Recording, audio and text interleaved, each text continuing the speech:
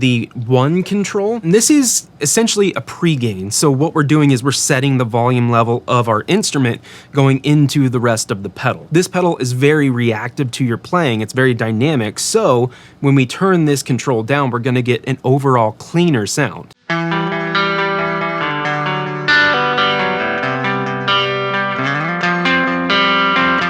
Now we've gone up to about 50%, you're gonna hear a lot stronger signal going into the pedal.